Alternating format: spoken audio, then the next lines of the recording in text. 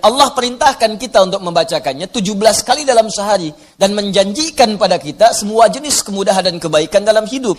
Kita bacakan cuman nggak dapat, itu masalahnya. Nah, persoalannya kenapa orang tidak mendapatinya?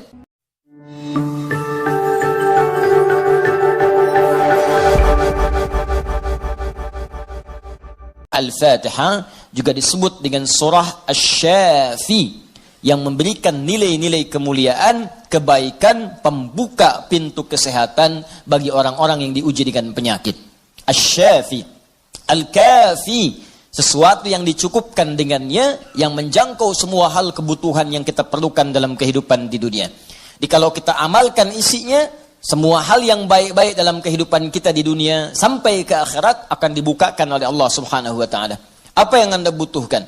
Apa yang Anda perlukan?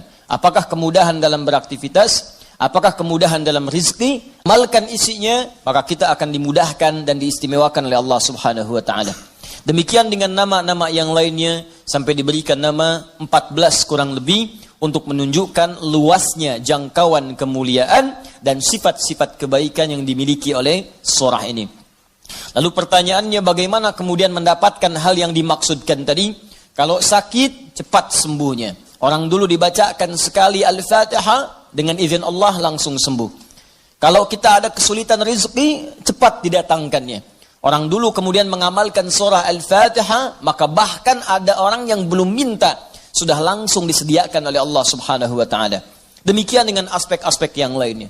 Karena itu penting bagi kita untuk mengetahui isi surah ini, kemudian mengamalkan kandungannya, tidak sekedar membacakannya, tapi tidak mengetahui isinya, tidak paham kemudian kandungannya, sehingga saat kita mengamalkan isinya, kita tidak disertai dengan pemahaman yang baik dan tidak merasakan bagaimana kemuliaan surah yang dimaksudkan.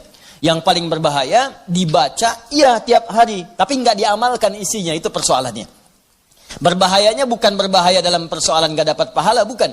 Sayang saja dibacakan tiap hari 17 kali, tapi tidak mendapatkan isinya. Kayak orang bekerja tapi nggak dapat gaji. Kerja tiap hari tapi akhir bulan nggak gajian gitu. Ya, Allah perintahkan kita untuk membacakannya 17 kali dalam sehari dan menjanjikan pada kita semua jenis kemudahan dan kebaikan dalam hidup. Kita bacakan cuman nggak dapat, itu masalahnya. Nah, persoalannya kenapa orang tidak mendapatinya? Boleh jadi bukan karena tidak membacanya, tapi cara membacanya itulah yang tidak sesuai dengan yang diinginkan oleh Al-Quran dan isi surah itu sendiri. Karena itu coba kita gali bagaimana kemudian surah ini diurutkan ayat-ayatnya dan dijelaskan oleh Allah dengan untaian firman-Nya yang sangat luar biasa. Baik, di pertemuan yang lalu kita telah mulai dengan ayat yang pertama. Begini cara memahaminya. Al-Fatihah. Kalau kita ingin memulai bacaan Al-Quran, maka mulai dengan surah ini. Itu yang khusus. Al-Fatihah. Jika kita ingin mendapatkan semua jenis kebaikan dalam hidup dunia akhirat, maka mulai pahami ayat-ayat berikut ini. Cara memahaminya, 1.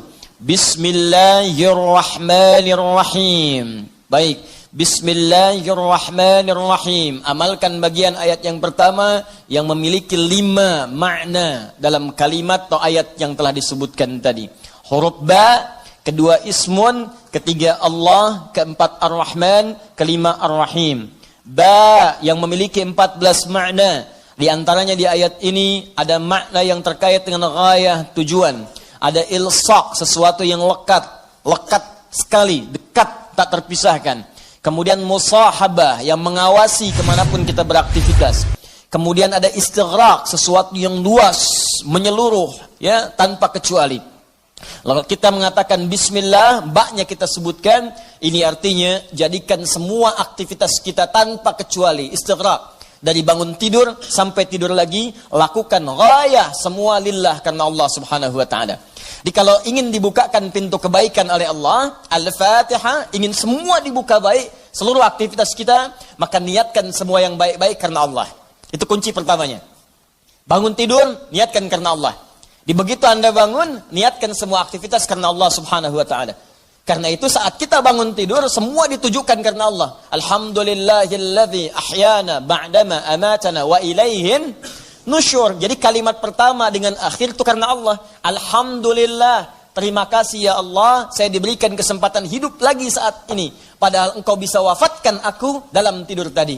Dengan izinmu, ya sesuai dengan ajal darimu, aku diberikan semua kesempatan untuk hidup lagi. Alhamdulillah, semua pujian aku berikan kepadamu. Lillah. Di ujungnya, wa ilaihin nusyur. Maka sekarang aku akan beraktivitas mencari bekal sebagai persiapan pulang kepadamu. Wa ilaihi, untuk Allah subhanahu wa ta'ala. Makanya kalau Anda mengucapkan doa ini saat bangun tidur, kita sudah berjanji. Semua aktivitas di hari itu kita akan tujukan karena Allah saja. Mencari bekal, bukan karena yang lain. Jadi kalau Anda ucapkan doa tadi, berarti nanti makannya karena Allah, minumnya karena Allah, bekerjanya karena Allah, salatnya karena Allah, infaknya karena Allah, merawat anak karena Allah, semua karena Allah. Ghaya. Awas, hati-hati ya, hati-hati.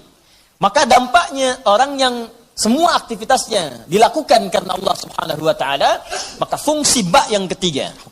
Satu tadi, ghaya. Kedua, istighraq. Yang ketiga, ilsaq dan musahabah. Lekat dan diawasi oleh Allah. Kalau dulu kita contohkan orang yang meniatkan semua aktivitas karena Allah, maka yang kedua rumusnya, rasakan seakan-akan aktivitas itu diawasi oleh Allah subhanahu wa ta'ala dengan pengawasan yang lekat seperti lem yang menempel, yang menyatukan dua sisi. Ya, mau minum, rasakan diawasi oleh Allah. Bismillah, minum, lakukan karena Allah. Maka mohon maaf, ketika minum Anda dikerjakan karena Allah dan merasa diawasi oleh Allah, ini kuncinya. Awas, ini kuncinya. Karena ada orang yang melakukan sesuatu karena Allah, tapi nggak merasa dilihat. Nggak merasa diawasi. Ini saya tanya pada Anda, maaf ya, tadi saat sholat itu, sholatnya karena Allah bukan? Jawab aja, karena Allah bukan? Karena Allah. Baik, kalau sesuatu dikerjakan karena Allah, maka rumus keduanya, rasakan Allah mengawasi kita. Pertanyaan saya yang kedua, saat Anda sholat tadi, saya sholat, kita sholat, merasa nggak diawasi Allah? Merasa nggak dilihat Allah? Karena beda antara orang yang merasa diawasi dengan yang hanya mengerjakan saja, itu lain. Akan beda, silahkan Anda bekerja, merasa diawasi, Anda akan serius dalam pekerjaan Anda. Mahasiswa yang sedang ujian, merasa diawasi, itu akan fokus kepada soal. Susah, mau noleh kanan, khawatir, ada CCTV. Mau noleh kiri juga khawatir, karena terawasi, dia akan fokus. Makanya orang sholat itu kalau benar-benar sholatnya merasa diawasi, dia fokus, gak akan nengok kanan kiri. Gak ada istilahnya ketika takbir, Allahu Akbar. Tangannya gak sedekap nih. Tahiyatnya kok gerak-gerak ya. Atau bahkan saat sholat mikirkan yang lain. Allahu Akbar. Tender ya Allah, tender. Allahu Akbar, WhatsApp belum dibalas. Allahu Akbar, status belum diupdate. Jadi kalau kita benar-benar merasakan diawasi Allah, bahkan kita pun akan belajar bagaimana cara membacakan bacaan dalam sholat supaya benar. Karena malu gitu. Malu baca Al-Fatihah, bacaan belum bagus. Dan merasa didengar Allah, kan malu. Anda bicara di depan saya, bicaranya nggak jelas. Anda sendiri sudah nggak enak. Ustadz Adi, saya mau bertanya, silahkan. Kan kalau kedengaran nggak jelas pun, saya dengarnya pun nggak paham, Anda nyampaikan pun nggak enak. Sekarang Anda sholat setiap hari 5 waktu menghadap Allah, belum tambahan sholat sunnah. Dan Anda sadar bacaan Anda belum bagus. Tapi anehnya merasakan didengar oleh Allah dan diawasi. Apa nggak malu gitu? Coba deh satu kali rasakan hal yang demikian. Jadi kalau kita memang merasa, itu dampaknya lain ke dalam ibadah kita. Nanti rumus terapannya, aktivitas harian kita. Ini minum, ini memang minum ini pekerjaan sederhana. Tiap hari kita minum. Cuman ada beda ketika minum kita itu merasa dilihat Allah. Maka saya katakan di pertemuan lalu, mustahil Anda akan menyentuh minuman yang tidak disukai oleh Allah. Mustahil. Jangankan menyentuh yang dilarang Allah, mau minum pakai tangan kiri pun rasanya nggak enak. Pasti Anda akan pindahkan itu kepada yang lebih baik. Paham sampai sini ya? Ya sama dengan proses begini, mencari nafkah, bekerja, dari di jalan, dari baca, berpakaian. Kalau semua dikerjakan karena Allah, demi Allah saya katakan, mustahil dalam pekerjaan bisa mudah menyentuh yang diharamkan oleh Allah. Gak mungkin. Gak mungkin mau terima proyek yang haram, itu mustahil. Mustahil ikutan tender yang haram, mustahil. Mustahil menjerumuskan diri pada yang tidak disukai oleh Allah. Karena merasa dilihat Allah. Dan merasa diawasi, jadi mustahil. Dusta itu mustahil. Bohong itu mustahil, korupsi mustahil, nyogok nggak mungkin. Bukan karena perkara takut orang lihat, karena Allah mengawasi kita. Makanya dulu sahabat tuh ketika diajarkan seperti itu, bahkan anak-anak kecil, jangankan yang tinggal di kota, di ujung yang paling dalam di padang Sahara, yang sulit ada orang setiap waktu, yang kalau lewat cuman kambing gurun dengan unta, Anda bayangkan. Lewat kambing gurun, unta, kambing gurun, unta, kambing gurun, unta. Tapi perhatikan bagaimana mereka mengamalkan huruf ba dalam Bismillahirrahmanirrahim. Diuji oleh sahabat Umar bin Al-Khattab radhiyallahu ta'ala anhu. Lewat padang pasir, kelihatan anak muda sedang menggembala. Saat menggembala itu, menggembala kambing, ditanya oleh Umar, diuji. Kata Umar, saya mau beli sebagian dari kambingmu itu. Kata orang ini bukan punya saya, punya tuan saya. Punya tuan saya. Kata Umar, tuanmu kan gak ada di sini. Ini padang pasir yang luas. Orangnya gak ada. Beli aja, bilang dimakan serigala. Apa kata penggembala ini? Lalu di mana Allah? Idzan fa'ain Allah. Bayangkan penggembala saja di padang pasir yang orangnya gak ada, yang gampang saja bilang ini dimakan serigala, dapat keuntungan banyak gitu.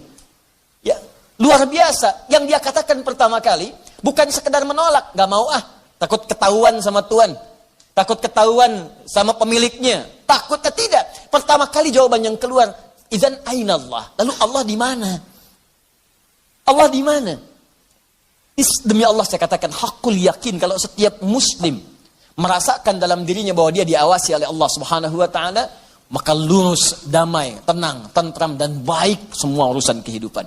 Gak ada penipuan dalam perdagangan. Gak ada penipuan dalam hal-hal interaksi kehidupan. Tidak ada kecurangan. Tidak ada keburukan. Semua baik. Karena merasa dilihat oleh Allah Subhanahu wa ta'ala. Itu baru huruf ba. Baru ba. Coba tiap hari kita baca itu. Satu huruf ini aja. Mohon maaf ya. Selama hidup kita udah diamalin belum? Satu huruf ini aja. Ayo suami sama istri. Berapa kali berkata hal-hal yang tidak tepat. Istri terhadap suami. Berapa kali menerangkan sesuatu yang tidak tepat. Anak pada orang tua kepada anak. Walaupun hal-hal yang ringan. Papa mau permen, mau permen, mau permen. Nanti papa beliin 1 truk. Kapan truknya datang? Ini huruf ba saja 1 gitu. Anda menuntut banyak dari Allah, tapi Allah meminta kita mengamalkan 1 huruf aja, kita nggak maksimal. Coba lihat tuntutan kita setiap hari. Ya Allah lancarkan usahaku. Ya Allah luluskan dalam kuliahku. Ya Allah mudahkan pernikahanku. Ya Allah berkahi hartaku. Ya Allah lancarkan pekerjaanku. Banyak yang diminta, sembuhkan aku. Kata Allah, aku berikan semuanya. Amalin 1 aja huruf ba. Ba.